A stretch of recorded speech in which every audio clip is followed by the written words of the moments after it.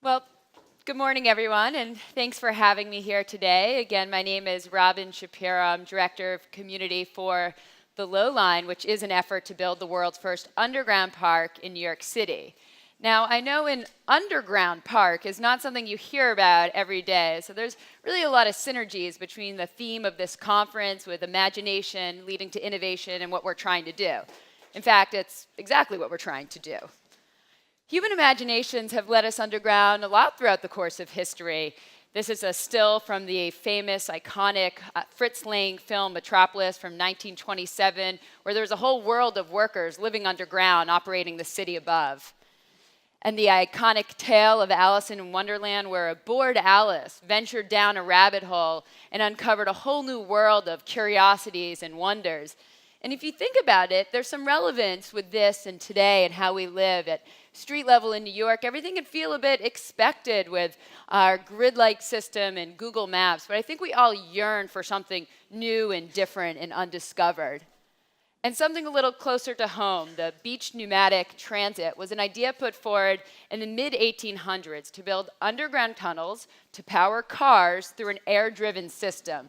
Beach had no political support for the project. His initial permits were denied, but he still went ahead and built a prototype in 58 days, spanning 300 feet. It was totally ornate. There were these goldfish ponds and statues and zirconia lamps and like lounge chairs.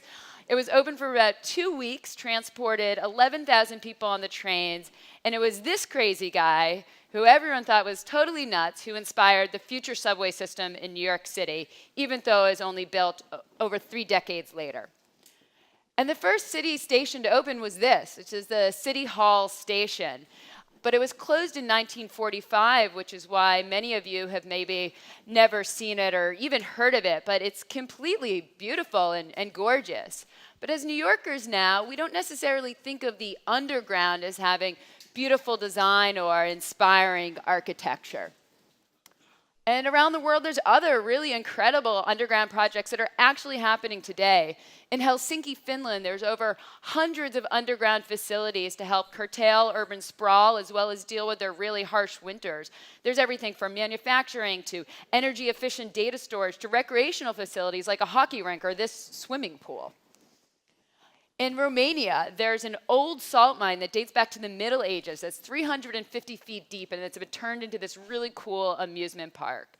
So I think we're really starting to see a lot of really creative, adaptive reuse projects across the world, and a lot of them are really being used as a public amenity.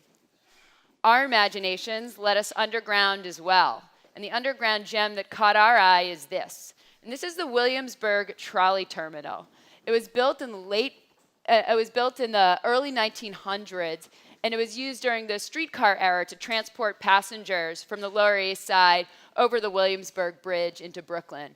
It's over an acre in size, but it's been out of operation since 1948. But it's really incredible, both due to its scale and the fact that it's been disused for so many years. So this is what the site looks like today. The ceilings are over 16 feet high, so it's very cavernous, a bit like a theater. You can see the rail lines, the cobblestones, the corrugated ceilings, and hopefully the potential of the space. This is another image which shows evidence of human activity and graffiti art in the space. So there's a lot of really interesting and compelling stories of what has happened down there over the course of many decades.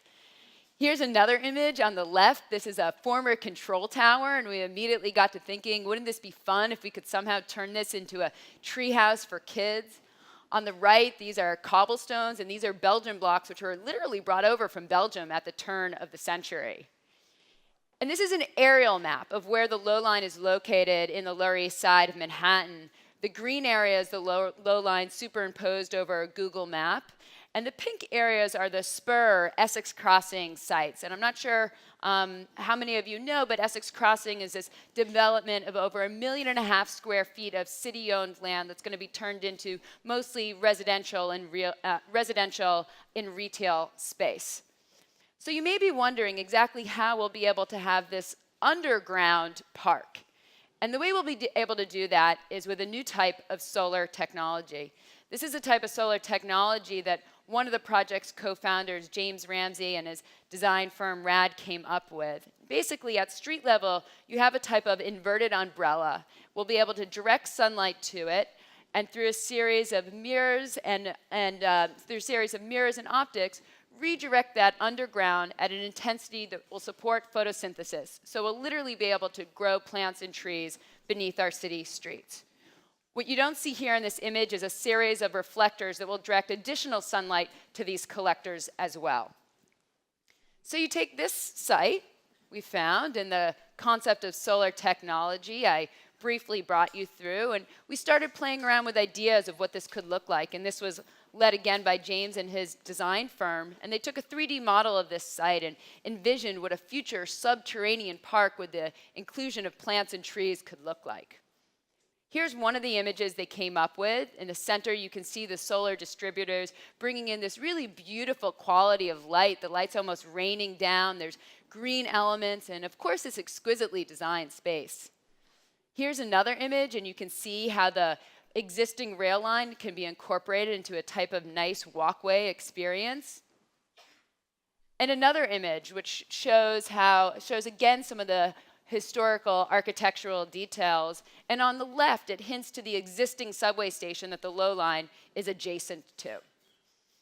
And this is another image of the above ground. We want to create a really iconic grand entrance. And the idea here is to literally peel up the sidewalk and expose the layers of history. So that's great. And really over the past years, we've been getting this idea out there. There's been a lot of press. People say, cool, awesome, but wait, how do you actually do this? How do you actually build the world's first underground park? So one of the first things we did was to put on a technology exhibit. We did this in the fall of 2012, and this was funded from a successful Kickstarter campaign. This was in an abandoned warehouse directly above the actual Lowline site, where we blacked out all of the windows to simulate an underground environment. And in the center of this photo, we have the solar canopy, which we constructed on site and built up to be over 30 feet in diameter and consisted of over 300 unique interlocking aluminum panels. What we were able to do is build something that looks like this. You can see actual light pouring through the solar technology in the center and a small replica of what the park could look like. You have a very tall Japanese maple, a series of mosses and ferns and mushrooms which actually sprouted on site while we were open. So it's this real incredible opportunity to both showcase the solar technology and show how plants can actually thrive in this climate. We were open for about 2 weeks, but we had 11,000 people come through the exhibit at a really early time in our organization. And coincidentally, those are the exact same numbers as the pneumatic transit system that I mentioned to you earlier. So it really served as this validation for us that there's significant interest in this idea. And at the beginning of next year, during the first half of next year, we're planning on doing another demonstration of the technology as part of our Lowline lab. But instead of being open for just 2 weeks, we plan on being open for a full year so we can do true testing and research needed to understand what plants will thrive and survive across all 4 seasons. We also plan on hosting a number of community events during this time. I'm not sure how many of you live or frequent the Lower East Side, but one thing you'll notice is that there's a real lack of public space there. So we see the Lowline adding a real solution to this problem. And we want to work collaboratively with the community to understand the true wants and needs for this future space so we can build something that represents the wants and needs of all residents across different socioeconomic groups and interests. In particular, young people have shown a great interest in this project, and this led us to create our Young Designers program. This is a STEM education program where we teach kids about the science, technology, and history of the project, and ultimately, they build models that encompass their vision for the future Lowline Park. It's a way that we can empower our local youth to take a stake in their neighborhood in building its future. And the ideas have been totally fantastical to ideas that have really influenced our design process. This is one of my favorite ideas here. It might not be the most viable, but it includes a series of flying people and creatures above ground. And the way you enter the site is to go through this like Super Mario Brothers-esque tube. And then in the center, of course, there's the ever-essential time machine so that you can travel back in time and see how the site was originally used. And of course, a pool. Who doesn't love a pool? To date, we've worked with hundreds of youth, thousands of community members, and we've been able to engage with them in really inspiring and imaginative ways. And this community dialogue is something that we've been doing for a number of years and something that we're really looking forward to scaling in the future. Another part of our research is a new technology study where we're looking at the above-ground conditions in light of the new Essex Crossing development, which I mentioned to you before, and where we'll be placing the solar collectors to both beautify Delancey Street as well as make it safer as part of Mayor de Blasio's Vision Zero initiative, as this intersection at the foot of the bridge happens to be one of the most dangerous places in the city. In fact, it was where very recently Mayor de Blasio had a public press conference to announce the lower speed limits. One of the things that we have underway is a shadow study where we've been tracking daily sunlight on every square inch of the area to understand the optimal places to put the solar collectors and reflectors so that we'll be able to capture the most sunlight across the different seasons.